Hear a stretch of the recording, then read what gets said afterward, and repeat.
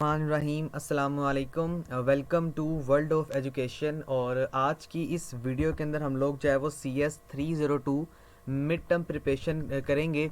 और आप लोगों का जो पेपर पैटर्न होगा वो क्या होगा उसको भी आइंदा आने वाले टाइम में अभी थोड़ी देर के बाद हम डिस्कस करेंगे, बल्कि हम शुरू में ही उसको डिस्कस कर लेते हैं। प्लस पॉइंट ये कि हम लोग अगर इसके सिलेबस की बात करें तो 1 से लेकर 18 लेक्चर तक आपका सिलेबस है आपका मिड टर्म का। मेक श्योर कीजिएगा तमाम तर स्टूडेंट्स यहाँ पर कि आपका फाइनल टर्म क्राइटेरिया बहुत इंपॉर्टेंट है, तो मिड के बाद फ़ौरन फाइनल की तैयारी करने लग जाएं। स्टार्ट करते हैं प्रॉपर वीडियो को। तो थोड़ा सा डिस्कस करते हैं पेपर पैटर्न को कि क्या क्या पेपर पैटर्न में आपसे पूछा जाएगा। तो देखें जी, सबसे पहले आपने ये बात याद रखनी है कि सिलेबस आपका 1 से लेकर 18 लेक्चर तक है। टोटल आपके जो MCQs होंगे वो आपने 22 MCQs जो है पेपर के अंदर सॉल्व करने होंगे। वैसे आपके MCQs आएंगे 27, यानी आपने सॉल्व 27 के 27 ही करने हैं। लेकिन फ़र्ज़ कर लो कि अगर आपके 5 MCQs गलत हो गए हैं तो वो आपके माइनस कर दिए जाएंगे और आपको 22 नंबर ही यूनिवर्सिटी की तरफ से दिए जाएंगे। इस तरह एक short question, 3 total short question होंगे, एक की चॉइस होगी। तो आपने तीनों के तीनों शॉर्ट क्वेश्चन अटेम्प्ट करने हैं पेपर में, कोई किसी भी चीज़ को छोड़ना नहीं है। इसी तरीके से एक लॉन्ग क्वेश्चन की चॉइस होगी, 3 लॉन्ग क्वेश्चन होंगे, 2 मैंडेटरी हैं, लेकिन आप सॉल्व तीनों कीजिएगा। हाँ, अगर टाइम नहीं बचता और आपको नज़र आ रहा है कि मेरे 2 बिल्कुल 100% ठीक हैं तो फिर आप एक छोड़ सकते हैं, शॉर्ट भी और लॉन्ग भी, लेकिन MCQs आपने एक भी जो है वो नहीं छोड़ना। स्टार्ट करते हैं जी प्रॉपर अपनी इसको प्रिपरेशन को। सबसे पहले क्वेश्चन नंबर 1 देखते हैं। क्वेश्चन नंबर 1 में क्या बता रहा है? Consider the binary number. कहता है ये बाइनरी नंबर है 100101, it's two's complement will be. आपने ये इस बाइनरी नंबर की टूज कॉम्प्लीमेंट बताना है। अब टूज कॉम्प्लीमेंट क्या होता है फर्स्ट कर लें। सबसे पहले टूज कॉम्प्लीमेंट को सोल्व करने के लिए या गेट करने के लिए हम वंस कॉम्प्लीमेंट लेते हैं, 100101। ठीक है जी, आपको इसका कॉम्प्लीमेंट लेना है। पेपर में 90% चांस है कि इसका ये भी आ सकता है, यानी इसका अल्टरनेटिव MCQs आपके पेपर में कि what is the complement of this number. तो कॉम्प्लीमेंट का मतलब उल्ट करना है आपने। देखें यहाँ पे मैं इसको रेड भी कर देता हूँ। जहां पे 1 है, कॉम्प्लीमेंट का मतलब 2 ही नंबर होते हैं बाइनरी में, 1 और 0। देखिए जहां पे 1 है वहां पे क्या आ जाएगा जी, 0 आ जाएगा। तो इस 1 की जगह ये मैं इसका फर्स्ट कॉम्प्लीमेंट ले रहा हूँ, फर्स्ट और C फॉर कॉम्प्लीमेंट। 1 की जगह 0, फिर उसके बाद 0 0 है तो 1 1, फिर उसके बाद 1 0 1 है तो यहाँ पे 0 1 0। ये आपने फर्स्ट कॉम्प्लीमेंट ले लिया। अब इसका टूज कॉम्प्लीमेंट बनाना है। ये क्वेश्चन एक आपका सोल्व हो गया। टूज कॉम्प्लीमेंट कैसे बनाएंगे? हम +1 ऐड कर देंगे। ठीक है जी, 1 को हम ऐड करेंगे तो 0 1, आपके पास आंसर बनेगा यहाँ पे 1। ठीक है, फिर 1 एज इट इज नीचे रहेगा, फिर 0 आ जाएगा, फिर 1, वो सब कुछ ऐसे नीचे उतर जाएगा। तो आपके पास आंसर बन गया 0 1 1 0 1 1। तो देखिए यहाँ पे आंसर ये नहीं है, 0 1 1 0 1 1। तो देखो 0 1 1 0 1 1 ये आपका राइट ऑप्शन जो है वो कंसीडर किया जाएगा। अगर मैं आपको तीसरा चौथा दिखाऊं तो तीसरा चौथा देखें तो इसको ज़रा डिलीट करते हैं। ओके, तीसरा देखें 1 0 0 1 1 ये भी आपका आंसर नहीं था, और 0 1 1 0 1 0 ये भी आपका आंसर नहीं था। तो टूज कॉम्प्लीमेंट को आपने कैसे सॉल्व करना है वो मैंने आपको बता दिया कि ये तरीक़ेकार है। सबसे पहले आप उसका फर्स्ट कॉम्प्लीमेंट लेंगे, उसके बाद आप 1 को उसमें ऐड करेंगे तो आपके पास यहाँ पे बेसिक जवाब आ जाएगा। तो बेसिकली ये आपका शॉर्ट क्वेश्चन भी आ सकता है। ये आपका पार्ट 1 है। पार्ट 2 में मैं आपको सब्जेक्टिव के सारे क्वेश्चंस बताऊंगा कि किस तरह आपने अपने सब्जेक्टिव को शॉर्ट टाइम में प्रिपेयर करना है। तो ये आपके पास एक टोटल है जी क्वेश्चन नंबर 1।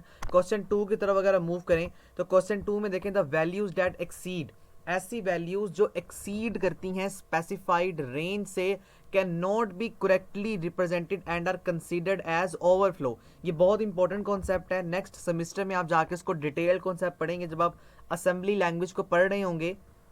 देखें कहते हैं the values that exceed the specified range, यानी कि फर्ज कर लो आपके पास फॉर सपोज 2 डब्बे हैं, 2 सेल्स हैं मेमोरी के, और इसमें आप नंबर जो है वो 2 को लिखेंगे। अब 2 को बाइनरी फॉर्म में कन्वर्ट करें, कैसे करेंगे? इस तरह से 2 1s आर 2, पीछे आपके पास 0 बच गया, तो देखें आपका जवाब है 1 0।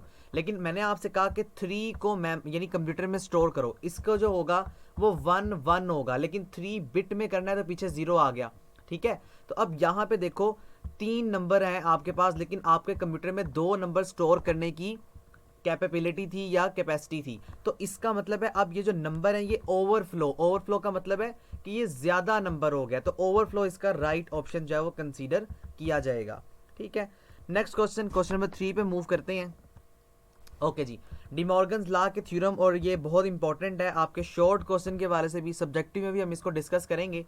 देखें a प्लस बी प्लस सी का होल कॉम्प्लीमेंट किसके बराबर है, तो इसका आंसर आएगा a कॉम्प्लीमेंट डॉट यानी multiply by b complement dot c complement. तो ये दोनों आपसे पूछे जा सकते हैं, यानी कि उल्टा भी आ सकता है कि a complement dot b complement dot c complement. Complement क्या होता है, ये जो ऊपर बार आपको नजर आ रही है c के, ये कॉम्प्लीमेंट कहलाता है। तो a plus B plus c का होल कॉम्प्लीमेंट बराबर है a complement dot b complement dot c complement के। So this is basically the right option.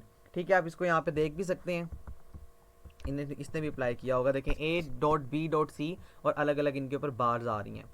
अच्छा जी, आगे देखें, आगे क्या है, if 2 numbers in B C D, 2 number जो हैं बाइनरी कोडेड डेसिमल में रिप्रेजेंट किए जाते हैं invalid, then the binary dash is added to the result. आपने ये बताना है कि 2 बाइनरी कोडेड डेसिमल रिप्रेजेंटेशन में कोई इनवैलिड नंबर है, वो कौन सा होगा। वो सिंपल से यहाँ पे मैंने नंबर लगाया हुआ है, या आपके एमसीक्यूज हैंडआउट से सिंपल उठ के आया हुआ है, वो 1001 होगा। ठीक है जी, इसको यहाँ पे 9 लिखने का तरीकेकार यही है कि 9 आपको बताने का मकसद है कि इसको जब हम कन्वर्ट करेंगे तो ये हमारे पास बाइनरी फॉर्म में इस तरह की वैल्यू आ जाएगी। ओके, देखें सिंपल 9 को कन्वर्ट कर लिया मैंने बाइनरी में, 2 4s are 8, ये आपके पास 1 रिमाइंडर बच गया, 2 2s are 4, 0 2 1s are 2 और 1001, तो ये वाला इसका राइट ऑप्शन होगा 1001। ठीक है, ये इन्होंने सॉल्व नहीं किया हुआ, लेकिन मैंने आपको सॉल्व करवा दिया है। ओके, नेक्स्ट क्वेश्चन देखते हैं, question number 5, the output of and gate is 1 when. अच्छा, ये बड़ा इंपॉर्टेंट क्वेश्चन है आपका। कहता है जो आउटपुट है एंड गेट का वो 1 कब होगा, इसमें ट्रुथ टेबल आपको बनाना सिखा रहा है। अब यहाँ पे 4 पॉसिबिलिटीज हो सकती हैं। ठीक है, मैं आपको चारों बता देता हूँ ताकि पेपर में कोई भी है तो आप काबिल हो वहाँ पे करने के। देखें, सबसे पहले आपके पास 00 और फिर 11। ठीक है, फिर आपके पास 0 1 0 और 1, ये है। आपने एंड गेट में बताना है कि आपके पास आउटपुट 1 कब आएगा। देखिए, एंड में दोनों वंस का ट्रू होना ज़रूरी है, तो 00 है तो ये तो 0 ही रहेगा, फिर 01 ये भी 0 रहेगा, फिर 10 ये भी 0 रहेगा, 1 होगा तो आपके पास आउटपुट जो है 1 आएगा। तो ये एंड गेट का ट्रुथ टेबल है। तो कहता है कि ऑल यानी आउटपुट में 1 कब आएगा, जब ऑल वंस होगा। तो यहाँ पे देखें, all the inputs are 1, any of input is 1 या एनी ऑफ इनपुट इज 0, ये नहीं हो सकता, ये भी नहीं हो सकता, ये वाला इसका ऑप्शन है। ऑल द इनपुट्स आर 1, यानी जब तमाम तर इनपुट, ये देखिए इनपुट आ रहे हैं आपके पास, आई चेंज ऑल्सो कलर्ड। देखो, कहता है जब ये ऑल द वंस जो है आपके पास 1 होगा तो आउटपुट भी 1 आएगा। तो ये वाला इसका यहाँ पे राइट ऑप्शन जो है वो कंसीडर किया जाएगा। ठीक है, नेक्स्ट क्वेश्चन, क्वेश्चन नंबर 6 पे मूव करते हैं। अच्छा जी, स्टैंडर्ड एसओपी। स्टैंडर्ड एसओपी का क्या मतलब है, सबसे पहले एसओपी यानी सम ऑफ प्रोडक्ट फॉर्म। इसका मतलब क्या होता है कि sum of product form has which term that have all the variable in the domain of expression. आपने ये बताना है कि ऐसी कौन सी टर्म है जिसके अंदर हमारे पास तमाम तर वेरिएबल्स की डोमेन एसओपी के अंदर जो है वो एक्सप्रेशन की फॉर्म में दिखाई जा रही होगी, स्टैंडर्ड फॉर्म में देखी जा रही होगी। देखिए जी, आपने ये बात याद रखनी है, एसओपी जो आखिरी वाला पी है इसका मतलब प्रोडक्ट, तो इसका यहाँ पे सिंपल प्रोडक्ट आ जाएगा। एक और फॉर्म होती है, वो होती है पीओएस यानी प्रोडक्ट ऑफ सम। तो अगर यहाँ पे ये वाला रूल होता है, ये आगे जाके आएगा भी आपके एमसीक्यूज, तो वहाँ पे सिंपल आंसर सम आएगा। तो जो आखिरी वाला आपके पास होगा उसको याद रखना है कि पी का मतलब प्रोडक्ट, तो राइट ऑप्शन प्रोडक्ट है, एस का मतलब सम, तो राइट ऑप्शन सम है। तो ये कुछ टिप्स और ट्रिक्स हैं जिनसे आपने अपने एमसीक्यूज को याद रखना है, भूलना नहीं है। ठीक है जी, उसके आगे question number 7, a comparator circuit has multiple inputs and what outputs. ये सारे एमसीक्यूज आपके पेपर में 12 दफ़ा रिपीटेड हैं, तो मेक श्योर आपने हर कॉन्सेप्ट को अंडरस्टैंड करना है ताकि इसको भूलने ना आपको। तो जो हमारे पास कंपैरेटर सर्किट होता है उसके मल्टीपल इनपुट्स होते हैं और 3 आउटपुट्स होते हैं। तो यहाँ पे 3 इसका राइट ऑप्शन जो है वो कंसीडर किया जा रहा होगा। ठीक है, जो कंपैरेटर सर्किट है मल्टीपल इनपुट और 3 आउटपुट्स, इसको आप इस तरह भी समझ सकते हैं, यानी पेपर में इस तरह भी आ सकता है कि comparator circuit has what input and 3 output. तो यहाँ पे मल्टीपल इनपुट्स इसका राइट ऑप्शन होगा।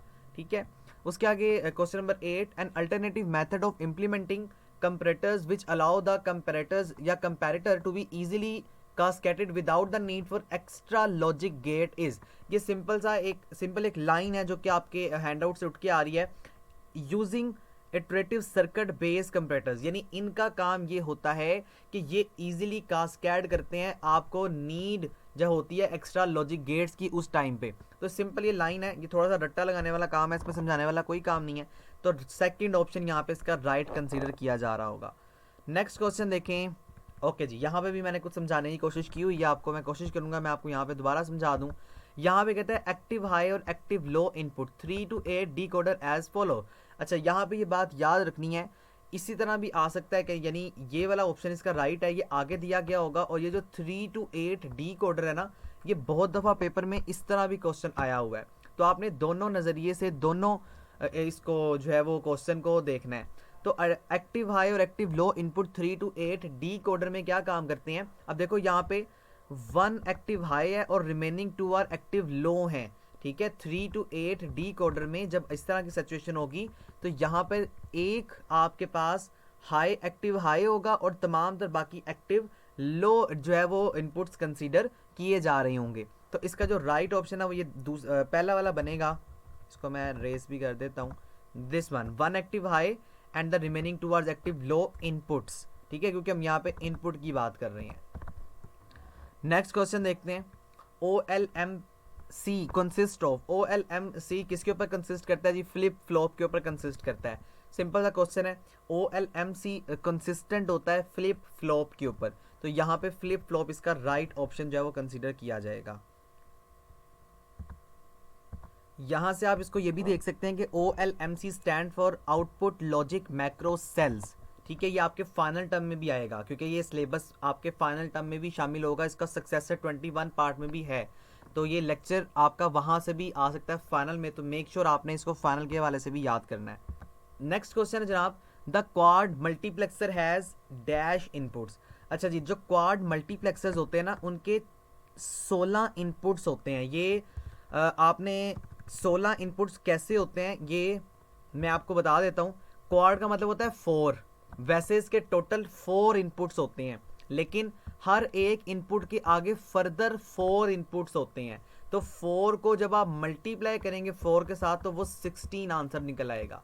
तो यहाँ पे 16 इसका राइट ऑप्शन कंसीडर किया जाएगा। बहरहाल ये आपका लेक्चर नंबर 22 से आया हुआ है, आप इसको स्किप भी कर सकते हैं। ठीक है, लेकिन इसको इसलिए करवा रहा हूँ कि इसको फाइनल टर्म के हवाले से याद रखना है। मिड में भी ये है। ठीक है, मिड में इसका इंट्रोडक्शन कहीं ना कहीं आपको 18 लेक्चर्स में दिया होगा, ऐसा नहीं है कि नहीं दिया होगा, लेकिन फाइनल में भी ये आएगा। ठीक है जी, उसके आगे नेक्स्ट क्वेश्चन देखते हैं। The carry propagation can be expressed as. ये बड़ा इंपॉर्टेंट क्वेश्चन और बड़ा सिंपल सा क्वेश्चन है कि जो कैरी प्रोपगेशन है उसको हम कैसे एक्सप्रेस कर सकते हैं। तो इसका राइट ऑप्शन ये तीसरा वाला है, A प्लस और ऊपर आप होल करेंगे और उसको B। ये हमारे पास एक सिंपल होता है। मैं कोशिश करता हूँ कि मैं इसको हैंड आउट से भी जो है वो कंफर्म कर दूँ आपको। ये देखें, ये आपके उसमें सॉल्व नहीं था, लेकिन मैंने आप लोगों के लिए सॉल्व कर दिया है कि जो कैरी प्रोपागेशन होता है, ये देखो यहाँ पे इसने बताया हुआ है कि फुल एडर सर्किट में इसका आउटपुट A प्लस जिसको XOR कहा जाता है B। ठीक है जी, ये जो आपको नजर आ रहा है ना होल यानी सर्कल में ये जो प्लस का साइन है ये बेसिकली XOR का साइन है। ठीक है, तो A XOR B, तो ये कैरी प्रोपागेशन सर्किट के अंदर जो है वो कंसीडर किया जा रहा होता है। ठीक है, और इसके अंदर हम लुक अहेड कैरी का कॉन्सेप्ट करते हैं, यानी अगला जो है वो हेड देखो। बहरहाल इसको हम आगे डिस्कस करेंगे पार्ट 2 में, डिटेल डिस्कशन वहाँ पे इंशाल्लाह हम कर रहे होंगे। तो ये आपने याद रखना है, ये इस तरह से पूछा जा रहा है। नेक्स्ट क्वेश्चन देखते हैं, question number 13। In the binary number में ये जो आपके पास बाइनरी नंबर नजर आ रहा है आपको 1100.111, the first bit at the right of the decimal point has the weight. अच्छा देखो यहाँ पे क्या कहना चाह रहा है आपको, ये जो 1 है ना जो हाईलाइट हुआ है, ये वाली जो बिट है ये क्या शो करती है, यानी डेसिमल पॉइंट, इसका क्या वेट है यहाँ पे। ठीक है, यहाँ पे इसके 2 आंसर्स मेरे अपने नॉलेज के मुताबिक निकलेंगे जी। एक है 1/2 और एक है 1। अब इन दोनों में से आप कोई भी एक लगा दीजिएगा, क्योंकि 1/4 नहीं हो सकता और 0 भी नहीं हो सकता, तो इन दोनों में से कोई एक करेक्ट ऑप्शन होगा। तो ज़्यादा प्रेफरेबल यही है कि आप इसको 1/2 लगा दें। 1 भी खैर लगा सकते हैं, दोनों मेरे नॉलेज के मुताबिक ठीक निकलेंगे। बहरहाल दोनों में से कोई भी एक लगा दीजिएगा। ये मुझे कंफर्म नहीं है। बहरहाल अगर किसी को कंफर्म हो विद एविडेंस वो इसको कमेंट्स के अंदर बाकी लोगों के लिए मेंशन कर दे। ओके, नेक्स्ट क्वेश्चन में मूव करते हैं। ओके जी, के मैप आ गया। के मैप बड़ा इंपॉर्टेंट है आपके सब्जेक्टिव के हवाले से। के मैप में कहता है कौन सा लीगल ग्रुप है। अच्छा, ये ना इसने पूरा आपको नहीं दिखाया हुआ, ठीक है। तो ये के मैप है। के मैप बहुत ज़्यादा इंपॉर्टेंट है। ये पूरा मेरा नहीं ख्याल कि इसने आपको, हाँ, ये पूरा स्क्रीनशॉट नहीं है, ये प्रॉपर आपको मैं आपके हैंड आउट से जाके समझाता हूँ कि के मैप होते क्या है और हम के मैप को किस तरह वर्किंग में लेके आ रहे होते हैं। तो के मैप के टॉपिक के ऊपर चलते हैं। देखिए जी, ये आपका के मैप है। तो इसमें ना जो वो वाला क्वेश्चन आया होगा ना, वो आई एम श्योर उसने ग्रुपिंग की होगी और आपसे ये पूछना चाह रहा है कि आपने ये बताना है कि इस ग्रुपिंग में कौन सा ग्रुप लीगल है। अब मैं आपको बताता हूँ कि ग्रुप आप कैसे बनाते हैं। देखें, हम ना ग्रुप हमेशा, मैं जैसे कहता हूँ मुझे 2 वंस का ग्रुप बना के दो, तो देखो ये 2 वंस का ग्रुप है। अब बाकी आप इसको इस तरह भी बना सकते हैं, यानी एक यहाँ से आ रहा है और दूसरा यहाँ से, तो ये भी एक ग्रुप बन सकता है। आपके उस ऑप्शन में उसने इस तरह दिया होगा, यानी आप फर्ज करें यहाँ पर भी 1 है, तो उसने ये वाला बनाया होगा। ये वाला जो है ना ग्रुप लीगल नहीं होता, और ये आपको मतलब इस तरह की ऑप्शन होती भी नहीं है के मैप में कि आप इस तरह ग्रुपिंग कर सकें, तो ये गलत है। उसने सारे ग्रुप, इसको ही मैंने कहीं क्वेश्चन देखा था किसी और की फाइल में, ये सारे क्वेश्चन उसने इस तरह किए हुए हैं, लेकिन इसका जो राइट ऑप्शन बनेगा ना, वो इस तरह ग्रुप होगा, एक इस तरह या फिर एक इस तरह बनाया होगा उसने। तो आपने पेपर में जब आपको इस तरह का क्वेश्चन आए, तो आपने देखना है कि अगर ग्रुप में इस तरह की फंक्शनैलिटी है, जैसे दो तरह से हम इसको रिप्रेजेंट कर सकते हैं के मैप को। जैसे देखें, एक ये ग्रुप बन रहा है वंस का और दूसरा ये ग्रुप बन रहा है वंस का, दोनों आपके ठीक कंसिडर किए जाएंगे। लेकिन अगर आप फर्ज कर लो यहाँ पर भी 1 होता तो आपका ऐसे ग्रुप बनना था, लेकिन आपने ग्रुप कैसे बनाया हुआ है, फर्ज करें ये 1 है, आपने ऐसे ग्रुप बनाया हुआ है, तो ये आपका लीगल ग्रुप नहीं है, ये आपने गलत ग्रुपिंग की हुई है। ये शॉर्ट भी आते होते हैं, इस तरह पूरा टेबल बना हुआ आएगा और आपसे कहा जाएगी कि आप ग्रुपिंग करके दिखाएं। तो सिंपल देखें, आप जैसे अगर यही टेबल आ जाता है ये वाला, आपने ग्रुपिंग कैसे करनी है, आपने इस तरह एक ग्रुप बनाना है और आपने इस तरह, यानी यहाँ से, इसका मतलब ये ओपन हो रहा है और यहाँ पे ये ओपन हो रहा है। तो ये 2 चीज़ें हैं जो कि आपने पेपर के हवाले से याद रखनी है। ये इसी तरह का क्वेश्चन था जो मैंने आपको बता दिया है। तो यहाँ पे इसने ग्रुप बनाया होगा और उसने कहा होगा कि यहाँ पे जो सी ग्रुप है वो आपका लीगल कंसिडर किया जाएगा। आपने कॉन्सेप्ट को देख के बनाना है, इस तरह नहीं करना बिल्कुल कि आपने वो मतलब जो है वो कुछ भी लगा देना है, ठीक है। नेक्स्ट क्वेश्चन देखते हैं जी, ये भी बहुत रिपीटेड क्वेश्चन है आपका। CMOS के अंदर 5 वोल्ट सीरीज में लॉजिक वोल्टेजेस की रेंज क्या है। ये बड़ा इंपॉर्टेंट है, आपने ये बात याद रखनी है कि 5 वोल्ट सीरीज के अंदर जो इसकी रेंज है वो 3.5 से लेके 5 तक। ये आपके बहुत दफ़ा अब आइंदा ये जो 2023 और 2024 है उसके अंदर बहुत दफ़ा रिपीट हुआ है क्वेश्चन आपका आपके क्विज़ेज़ में। तो मेक श्योर ये बहुत इंपॉर्टेंट है, पेपर में आने के चांसेस 100% है, तो इसको याद कर लें कि जो CMOS है उसका 5 वोल्ट सीरीज। CMOS क्या है उसको हैंडआउट्स में जाके समझते हैं, लेकिन 5 वोल्टेज सीरीज जो है उसकी रेंज 3.5 से लेके 5 तक कंसीडर की जाएंगी। ये वाला इसका यहाँ पे राइट ऑप्शन जो है वो कंसीडर किया जा रहा होगा। Let's go to the handout, तो समझें CMOS के बारे में। इसकी एब्रीवेशन भी पेपर में आती है क्या है और इसका कॉन्सेप्ट क्या है। देखें जी, पेज नंबर आपका 57 है। तो CMOS stand for complementary metal oxide semiconductor, ये इसकी एब्रीवेशन है जो कि आपने याद रखनी है, ठीक है।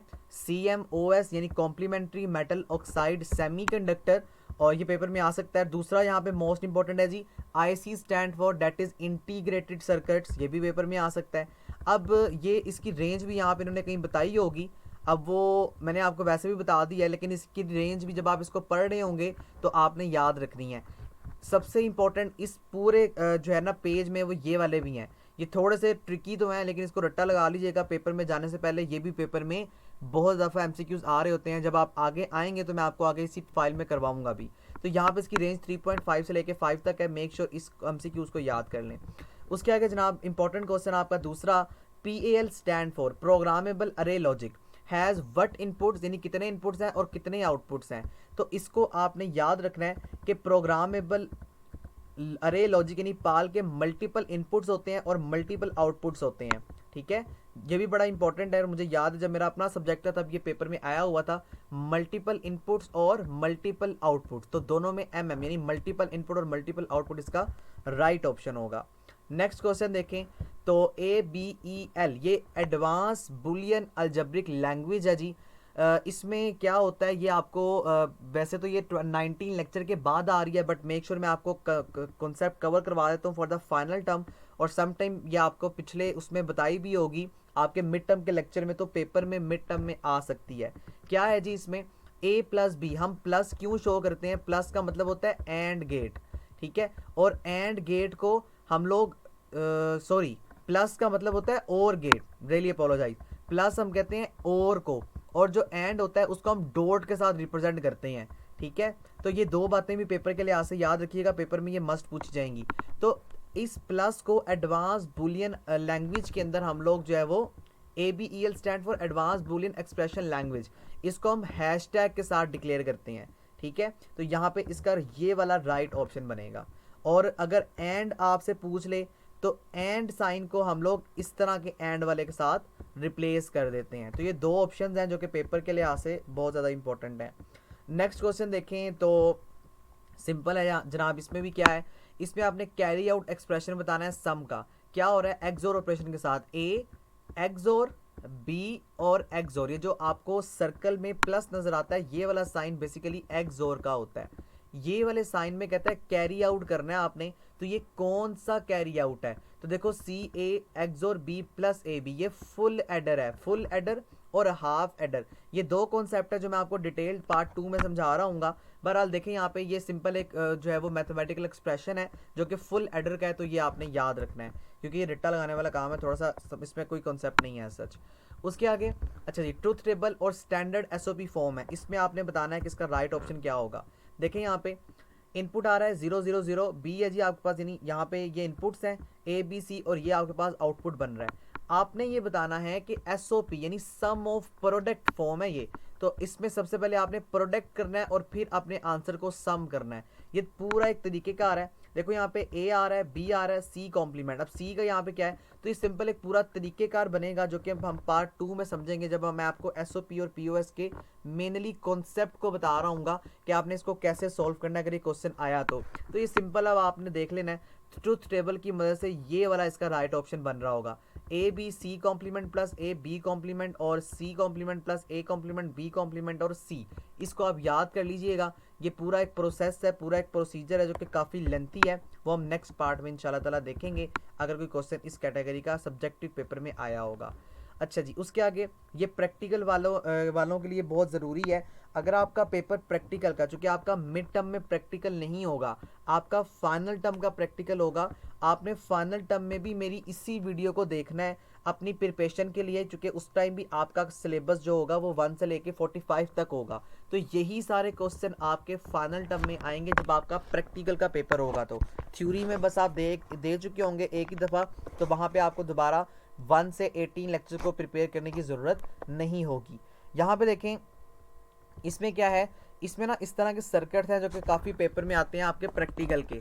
बूलियन एक्सप्रेशन का ये लॉजिकल सर्किट है, आपने बताना है कि ये किस तरह इसका जो है वो बनेगा, हम इसको किस तरह से वेरिएबल्स की फॉर्म में डिक्लेयर करेंगे। देखिए सबसे पहले ये वाला जो गेट होता है ना, यानी इस तरह का ये आपके पास गेट होता है और का, और को हम रिप्रेजेंट करते हैं प्लस से, ठीक है। मैं यहाँ पे 2-3 बातें लिखूंगा, मेक श्योर अगर इसका स्क्रीनशॉट आप लें तो वो ज़्यादा बेहतर आपके लिए, ठीक है जी। देखिए एंड को हम रिप्रेजेंट करते हैं डॉट के साथ, और को हम रिप्रेजेंट करते हैं प्लस के साथ, तो ये दो बातें बहुत इंपॉर्टेंट हैं।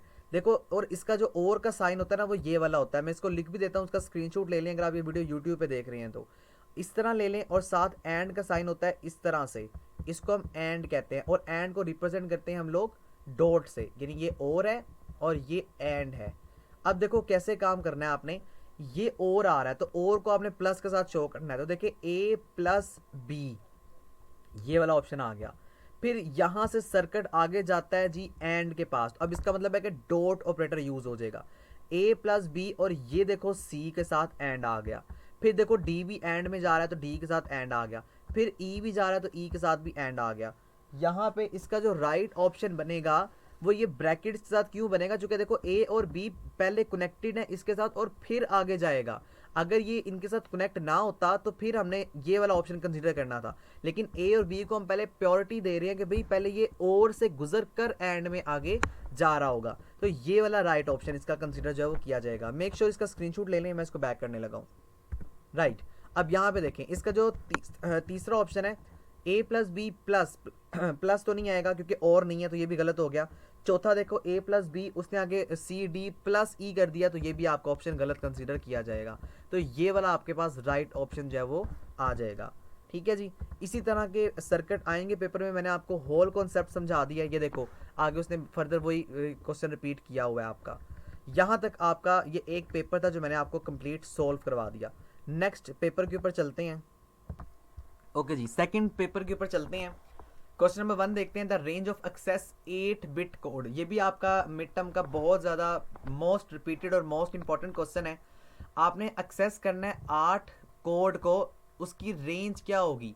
उसकी रेंज होगी, ये आपके एमसीक्यूज में 2023 और 24, मैं 24 इसलिए कह रहा हूँ क्योंकि ये आपके 2024 की वीडियो होगी, तो ये 2024 में मोस्टली रिपीटेड है। ठीक है, तो यहाँ पे देखें जी, यहाँ पे सिंपल सा एक्सेस 8 कोड की जो रेंज है वो +7 से लेके -8 है। ये भी रट्टा लगाने वाला काम है। This one is the right option. ये बहुत दफ़ा आपके पेपर में रिपीट हो चुका है। आपके 2024 में, 2023 में जो लास्ट वाला सेशन था हमारे पास, जिसे हम फॉल सेशन कहते हैं, तो फॉल सेशन जो दिसंबर में ये क्विज़ आए थे वो, और आइंदा आने वाले 2024 के सेशन में ये सारे क्वेश्चन रिपीटेड हैं। तो मेक श्योर आपने इनको देखना है। ठीक है, 2024 में भी ये क्वेश्चन 12 दफ़ा रिपीटेड होंगे। सही है। अब क्वेश्चन नंबर 2 देखें, the decimal 17 is BCD will be represented. ये बड़ा आसान सा सवाल है, और अगर आप फर्ज कर लो कि आपको 17 के बजाय 15 आ जाता है, उसे कैसे सॉल्व करना है? आपको 15 के बजाय 13 आ जाता है या 10 आ जाता है, उसे कैसे सॉल्व करना है? सारे कॉन्सेप्ट को समझ लें। 17 को आपने बाइनरी डेसिमल कोडेड के अंदर, यानी BCD स्टैंड फॉर, ये भी पेपर में आता है, बाइनरी कोड डेसिमल, यानी डेसिमल से बाइनरी में जा रहे हैं, उल्टा चलता है ये।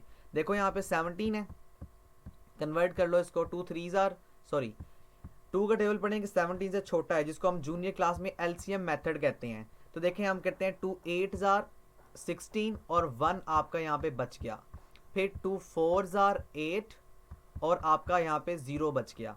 ठीक है, और फिर 2 2 4, फिर आपके पास रिमाइंडर 0 आ गया, चूँकि हमने रिमाइंडर को देखना है। ठीक है, और फिर 2 1 2 और यहाँ पे आंसर भी 0 आ गया। देखिए अब इसका ऐसे आपने नीचे से ऊपर की तरफ जाना है, तो 1 यानी इसका जवाब क्या होगा? 1 0 0 0 1। ठीक है जी, ये इसका बेसिकली जवाब बनेगा। अगर वो कहता है कि इसको बाइनरी कोड के अंदर, यानी बाइनरी डिजिट के अंदर कन्वर्ट कर दो, अब हम बात करते हैं BCD के अंदर कन्वर्ट कर दो, तो BCD में जो 17 का राइट ऑप्शन बनेगा, हम इसको देखते हैं। ओके राइट, इसका जो राइट ऑप्शन है वो, अच्छा यहाँ पे अवेलेबल नहीं है 1001, इसका राइट ऑप्शन 10111 है BCD कोड के अंदर। ये मैंने वेरीफाई किया था, यही इसका राइट ऑप्शन है। लेकिन बाइनरी कोड के अंदर अगर आपको सिंपल कन्वर्जन आएगी तो आपने ये वाला मेथड अप्लाई करना है जो मैंने आपको यहाँ पे करके दिखाया हुआ है। इसका जो राइट ऑप्शन बनेगा 17 का, वो 10111 बन रहा होगा BCD का। ठीक है जी, इसको आपने देखना है।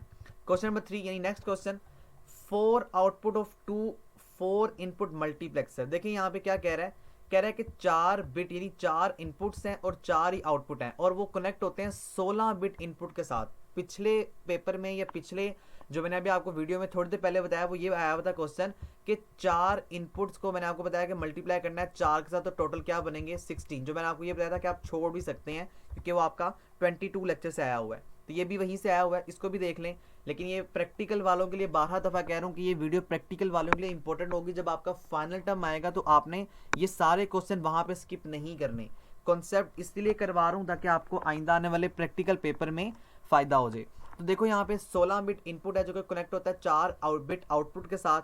तो सिंपल यहाँ पे हम और गेट का इस्तेमाल कर रहे होंगे।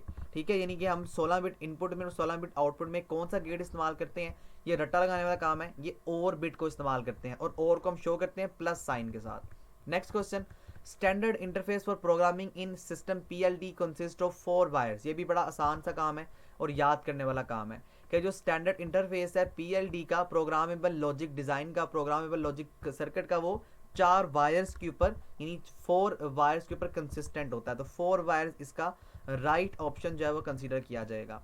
नेक्स्ट क्वेश्चन है जनाब क्वेश्चन नंबर 5। उसमें क्या होता है, इसमें देखें तो इसमें आपको कह रहा है कि डैश ड्यूल यानी कितने ड्यूल होंगे?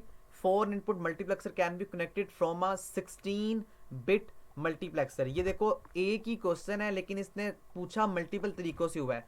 मैंने आपको पहले भी बताया था कि 4 इनपुट्स हैं और आगे वो फर्दर 4 इनपुट के अंदर डिवाइड हैं, तो 4 4s आर 16। अब देखो उसने कहा 16 बिट इनपुट मल्टीप्लेक्सर तो है, लेकिन ऐसा कौन सा नंबर है कि जिसको इसके साथ मल्टीप्लाई किया जाए तो आंसर ये बन जाए? तो इसका आंसर सिंपल 4 आएगा। मैं आपको इसको प्रीवियस पेपर में भी डिस्कस करके बता चुका हूँ और इससे पहला क्वेश्चन भी इसका कुछ इसी तरह का था जो मैंने आपको एक्सप्लेन कर दिया है। नेक्स्ट क्वेश्चन है जनाब, S R latches can be implemented by using which gates. आपने बताना है कि ये जो एस आर लेटिज है ये कैसे इंप्लीमेंट किया जाता है, कौन से गेट्स को मिला के। तो इसका राइट ऑप्शन है एंड और एंड और जो गेट्स हैं इनको इंप्लीमेंट करके एस आर लेटिज को आप इंप्लीमेंट जो है वो कर सकते हैं। सिंपल, ये भी याद करने वाला काम है।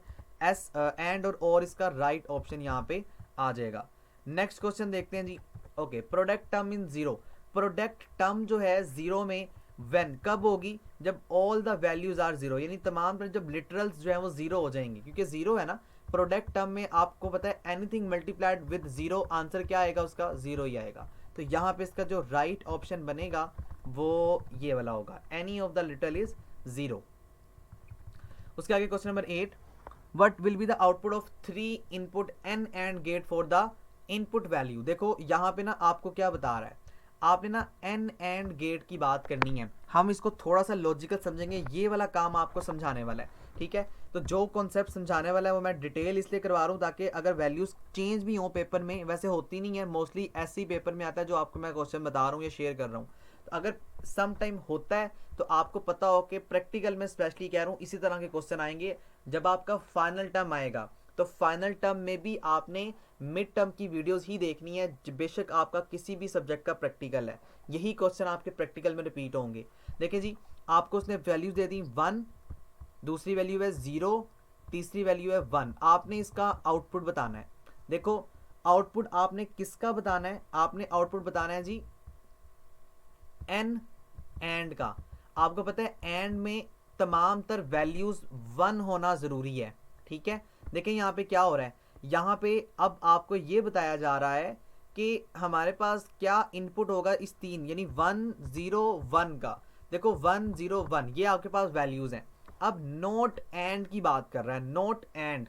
वैसे यहाँ पे इसका आउटपुट क्या आएगा, यानी 1 है फिर 0 है और फिर 1 है, तो इसका ये 3 में इसका आउटपुट आएगा 0, क्योंकि यहाँ पे अगर ये भी 1 होता तो फिर यहाँ पे 1 आना था, लेकिन यहाँ पे इसका आउटपुट एंड गेट में, अभी हम एंड पे नहीं पहुंचे, अभी हम सिर्फ एंड गेट की बात कर रहे हैं, तो एंड में इसका आउटपुट 0 आएगा, ठीक है। और आफ्टर ऑल जब ये 0 हो जाएगा तो फिर हमने नोट एंड लगाना है, यानी अगर 0 है तो 1 कर दो, 1 है तो 0 कर दो, तो यहाँ पे 1 आ जाएगा। तो इसका ये वाला ऑप्शन नहीं है, ये वाला ऑप्शन इसका राइट कंसीडर जो है वो किया जाएगा, ठीक है, क्योंकि अभी हमने इसको प्रूव किया ना। एंड का मतलब अगर तीनों इनपुट 1 होते तो फिर आपके पास आंसर 1 आना था, और 1 को आपने जब नोट एंड गेट में दोबारा से कन्वर्ट करना था तो वो 0 बन जाना था। लेकिन यहाँ पे देखो हमारे पास आंसर ही एंड में 0 आया, तो हमने उसके बाद नोट लगाया। नोट का मतलब 0 है तो 1 कर दो, 1 है तो 0 कर दो, तो ये गलत मार्क हुआ है। ये वाला इसका राइट ऑप्शन जो है वो कंसीडर होगा 1 नंबर वाला, ठीक है जी। इस कॉन्सेप्ट को याद रखिएगा। और में अगर एक भी आउटपुट आपका 1 है तो आपका आउटपुट 1 आ जाएगा। उसके आगे कहता है dash number is not a valid hexadecimal. Hexadecimal number कौन क्या होते हैं? जिनकी बेस 16 होती है, ठीक है, और ये इनकी रेंज होती है 0 से लेके 15 तक। ये दो भी इंपॉर्टेंट एमसीक्यूज हैं। आपने बताना है कि कौन सा हेक्साडेसिमल नंबर जो है वो इनवैलिड है। तो देखें यहाँ पे 1 2 3 4 आप इसे हेक्साडेसिमल में बड़ी आसानी से कन्वर्ट कर सकते हैं। ABCD ये तो ऑलरेडी हेक्साडेसिमल में कन्वर्टेड है। 1001 ये आपके पास बाइनरी नंबर है, इसको आप इस तरह कन्वर्ट 0 की फॉर्म में कन्वर्ट कर सकते हैं। 10 यानी 10 को A की फॉर्म में कन्वर्ट कर दो, 0 0 ही रहेगा और 1 भी 1 रहेगा। तो देखो आप इसको भी हेक्साडेसिमल में कन्वर्ट कर सकते हो। अब नीचे वाला नंबर देखते हैं D E H और F। देखें हमारे पास जो रेंज होती है ना हेक्साडेसिमल की, कैलकुलेटर ओपन करते हैं और यहाँ पे हेक्साडेसिमल को देखते हैं।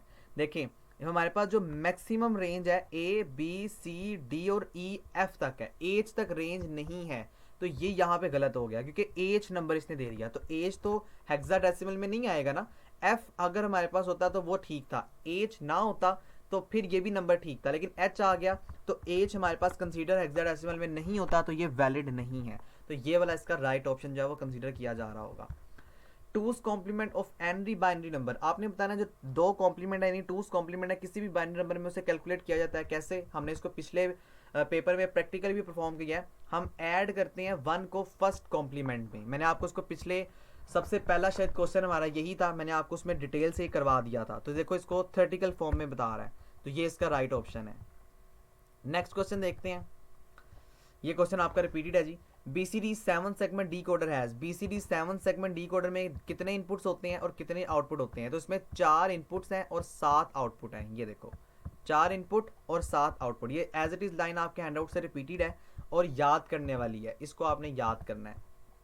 नेक्स्ट क्वेश्चन देखते हैं, Which of the following specification method is intended to be used for boolean expression having more than 4 variables? आपने ये बताना है कि ऐसा कौन सा इसके दिए गए ऑप्शंस में से ऐसा मेथड है जिसमें अंदर आप बूलियन एक्सप्रेशंस के 4 वेरिएबल से ज़्यादा स्पेसिफिकेशंस को इनेबल कर रहे होते हैं। तो देखें ये क्विन मैक्लेस्की, ये हमेशा अड़ जाता है, क्विन मैक्लेस्की, इसको हम प्रोनाउंसिएट कर रहे होते हैं। तो क्विन मैक्लेस्की इसका राइट ऑप्शन कंसीडर किया जाएगा। ठीक है जी, क्विन मैक्लेस्की इसको याद करना है, ये आपके एमसीक्यूज के वाले से और स्पेशली शॉर्ट क्वेश्चन के वाले से इंपॉर्टेंट है। इसको हम पार्ट बी में ही देखेंगे कि हम इसे किस तरीके से इम्प्लीमेंट कर रहे होंगे। ये आपका क्वेश्चन रिपीट है जिसमें सी ग्रुप था, इसको हम छोड़ेंगे, इसको मैंने आपको, अच्छा ये देखें मैंने आपको बताया था ना कि ये ग्रुपिंग की होगी उसने, मैंने आपको उसका डिटेल कॉन्सेप्ट दिया हुआ था। देखो यहाँ पे ये एक सी ग्रुप है और आपको ये बात हमेशा याद रखनी है कि इस तरह से ग्रुपिंग हम कर रहे होंगे जिस तरह मैंने आपको बताया था। देखो सी ग्रुप में इसका इनेबल है, ये बी ग्रुप ये वाला है जिसमें इसने इस तरह इनेबल किया हुआ है, ये काम गलत है। अब दूसरा देखें ये इस तरह से हुआ हुआ है, ये भी गलत है। तीसरा देखो यहाँ पे उसने नीचे कुछ और होगा जिसमें उसने किया होगा, वो भी गलत होगा। तो सी ग्रुप की ग्रुपिंग को आपने देखना है, ग्रुपिंग करने का तरीकेकार जैसे मैंने आपको बताया वही है। तो सी इसका यहाँ पे राइट ऑप्शन जो है वो कंसीडर, ये देखो ये आ गया। अब यहाँ पे 2 बिट्स हैं लेकिन 4 बिट्स हो गई ना, तो इसका मतलब है कि ये भी ऑप्शन गलत है। तो ये सिंपल है, इसको आपने देखना है। ठीक है जी, ये डी ग्रुप में देखो इसने 3 को किया हुआ है। हमेशा ये बात याद रखिएगा, के मैप में या आप 2 को कर सकते हैं या आप 4 को कर सकते हैं या आप 6 या 8 को।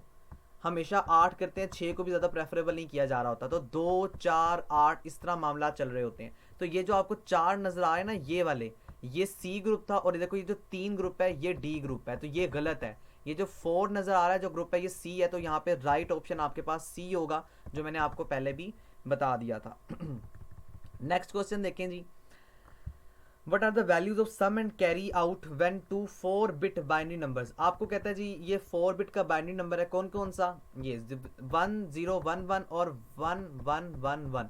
4 बिट पैरेलल एडर में आपने 1 कैरी इनपुट बताना है। तो सिंपल सा ये कैरी के साथ हम काम करेंगे। देखें इसको कोई इसने बताया हुआ नहीं है, बहरहाल इसको सॉल्व कर लेते हैं। देखें जी 1011 और 1111 इसको आपने प्लस करना है। ठीक है, आपने बताना है इसका कैरी 1 है, कहाँ पर जाके 1 आएगा, कैरी आउट है या कैरी इन है। तो आपको नाम से पता लग रहा है कि हम इसे ऐड कर रहे हैं, तो ये आउट नहीं हो सकता। आउट का मतलब क्या होता है? आउट का मतलब होता है कि आप कैरी को पीछे से ले रहे हैं। जैसे देखें फर्ज कर लो जब हम माइनस करते हैं ना उसके अंदर हम कैरी आउट को यूज़ करते हैं। अब 1 1 है तो आंसर 2 आ गया। जब आप 2 को कन्वर्ट करेंगे बाइनरी में तो 1 0 के बराबर है, 0 यहाँ पे रहेगा, 1 ऊपर चला जाएगा। तो देखो 1 लिया हमने कैरी, तो ये सी इन है यानी कैरी इनपुट आ रहा है। फिर 3 आ गया, 3 को अगर आप कन्वर्ट करें तो वो 1 1 के बराबर है यानी कि बाइनरी फॉर्म में। तो यहाँ पे 1 और फिर 1, तो देखो 1 1 दोबारा 2 आ गया। तो यहाँ पे देखो 0 और दोबारा 1 1 1 1, तो देखो 1 1। तो अब यहाँ पे 4 बिट्स हैं, ये जो 5वां 1 है ना ये आपका कैरी चला जाएगा। तो इसका जो राइट ऑप्शन बनेगा वो ये वाला होगा, C4 के ऊपर, यानी 1 के ऊपर हमारे पास कैरी नहीं था। ओके दोबारा देखते हैं उसको। देखिए जी हमारे पास 1 1 1, तो ये हमारे पास जो राइट ऑप्शन बनेगा वो ये वाला बनेगा, पहला वाला। ठीक है, हाँ जी यही वाला होगा क्योंकि 3 दफ़ा हमने 1 लिया, पहली दफ़ा हमने कोई भी 1 कंसीडर नहीं किया। देखो पहली दफ़ा 0 था ना, फिर एक 1 आया, फिर 1 आया, फिर 1 आया, तो ये वाला इसका राइट ऑप्शन बन रहा है। ठीक है जी, देखें ये वाली वैल्यू आ गई 0 1 1 1, तो ये वाला इसका राइट ऑप्शन बन जाएगा, पहला वाला, this one is the right option. Solve कैसे करना है वो मैंने आपको बता दिया है, होपफुली अब आपको समझ आ गई होगी। क्वेश्चन नंबर 15 ये आपका रिपीटेड है जी। पर्टिकुलर हाफ एडर में कितने इनपुट्स होते हैं और कितने आउटपुट्स होते हैं? हमेशा ये बात याद रखें, हाफ में 2 इनपुट्स होंगे और 2 ही आउटपुट्स होंगे हाफ एडर फंक्शन में। ये मोस्ट रिपीटेड क्वेश्चन है आपका, तो 2 इसका राइट ऑप्शन है। TTL based devices work on DC supply. अच्छा, ये भी याद करने वाला काम है, जो टीटीएल बेस्ड डिवाइसेस हैं वो कितने वोल्ट के ऊपर काम करती हैं? That is the +5। तो +5 इसका यहाँ पे राइट ऑप्शन जो है वो कंसीडर किया जाएगा, तो +5 यहाँ पे राइट है। ओके, ये भी क्वेश्चन आपका रिपीटेड है। मैंने आपको ये बताया था कि CMOS 5 वोल्टेजेस में कितने, कहाँ से रेंज होती है? 3.5 से लेके 5 तक। तो मेक श्योर दूसरे पेपर में भी आया हुआ है तो आपके पेपर में भी आएगा, तो ये ऑप्शन आपका यहाँ पे रिपीट है। फिर ये भी क्वेश्चन आपका रिपीट है जी। Multiplexer circuit has multiple input और मल्टीपल आउटपुट। मैंने आपको बताया था ना ये वाला प्रीवियस पेपर में भी, यानी अभी थोड़ी देर पहले वीडियो में, तो इसका राइट ऑप्शन मल्टीपल बनेगा ये वाला। ठीक है, दूसरा पेपर है उसमें जो मोस्ट रिपीटेड है वो आपके साथ शेयर हो रहे हैं। ये भी मैंने आपको बताया SOP में, ये भी आपका रिपीटेड क्वेश्चन है। इसमें आपने सिंपल याद रखना है ABCD कॉम्प्लीमेंट, ये पूरा एक सर्किट होगा, लेकिन इसने यहाँ पे वो दिया हुआ नहीं है, तो सिंपल आपने इसको रट्टा लगाना है कि ABCD, तो ABCD यानी 1 1 1। अब D भी 1 था लेकिन कॉम्प्लीमेंट की वजह से वो 0 बन गया, तो देखो 0 आ गया। तो ये आपने थोड़ा सा याद करने वाला काम है, इसको याद करना पड़ेगा आपको, क्योंकि थोड़ा सा पेपर में रट्टा चलेगा सिर्फ CS302 के अंदर, क्योंकि ये थोड़ा सा रटने वाला सब्जेक्ट है। हाँ, ये बड़ा इंपॉर्टेंट कॉन्सेप्ट है और ये आसान भी है। देखें जी, यहाँ पे क्या हो रहा है, प्रोडक्ट ऑफ सम फॉर्म में। अब पहले हम सम करेंगे फिर प्रोडक्ट करेंगे। मैं हमेशा ये बात याद कर लें, POS में पहले सम फिर प्रोडक्ट, और SOP में पहले प्रोडक्ट और फिर सम। क्या हो रहा है यहाँ पे देखो, A की वैल्यू 0 है, फिर B कॉम्प्लीमेंट 1 था तो वो 0 बन गया, फिर C चूंकि 1 है, अब A दोबारा कॉम्प्लीमेंट है तो 0, B है 1, C का दोबारा कॉम्प्लीमेंट हो तो 0, तो ये वाला इसका राइट ऑप्शन बन जाएगा। यानी आप कह लो कि सब 1s हैं, अब जहां जहां पे कॉम्प्लीमेंट आएगा वो 0 बनता जाएगा। देखो, और आखिर में प्रोडक्ट है, P है, तो यहाँ पे P यहाँ पे आपके पास आ रहा है। ठीक है, और दरमियान में सम है, तो ये हर एंगल से ठीक ऑप्शन आपका कंसीडर किया जाएगा। होपफुली आपको ये सारे कॉन्सेप्ट जो है वो समझ आ चुके होंगे। तो बेसिकली डैट्स इनफ। 2 पेपर्स हमने किए, दोनों पेपर्स मैंने वो वाले शेयर किए हैं। बहुत ज़्यादा पेपर्स हैं लेकिन वो सारे इन्हीं से रिपीटेड हो रहे हैं बार बार। तो ये वो क्वेश्चन है जिसमें कम से कम रेपिटिशन क्वेश्चंस थे और नए क्वेश्चन ज़्यादा थे, ताकि आपके तमाम तर कॉन्सेप्ट्स को जो है वो क्लियर किया जा सके। तो होपफुली जी ये आपके सारे कॉन्सेप्ट अब क्लियर हो चुके होंगे। मैं उम्मीद करूँगा आप इन सारे कॉन्सेप्ट को अच्छी तरह से अंडरस्टैंड कर चुके होंगे। नेक्स्ट इंशाल्लाह ताला पार्ट 2 में हम लोग सब्जेक्टिव पार्ट को देखेंगे। थोड़ा सा मैं आपको यहाँ पे टिप और ट्रिक देता जाऊँ कि आपने शॉर्टेस्ट टाइम में कैसे प्रिपरेशन करनी है। तो शॉर्टेस्ट टाइम में बेस्ट वे होता है कि आप प्रिपरेशन वीडियोस को देखें और पुरानी प्रिपरेशन वीडियोस को भी देखें। ठीक है, जैसे अभी आपने फॉल 2023 और 2024 की देखी है, ऐसे ही आपने 2023 की देखनी है। मैंने वहाँ पे भी 2 फाइल्स आपके साथ शेयर की हुई हैं और वो दोनों अलग हैं, तो मैं उसका लिंक भी आपको डिस्क्रिप्शन में दे दूंगा, पार्ट 1 और पार्ट 2 दोनों का। तो होपफुली आप वहाँ से भी सारे कॉन्सेप्ट को देख के अपने मैक्सिमम कॉन्सेप्ट को शॉर्ट टाइम के अंदर कवर कर सकते हैं। सो दैट्स इनफ जी। Please subscribe World of Education. Thank you so much. अल्लाह हाफिज़।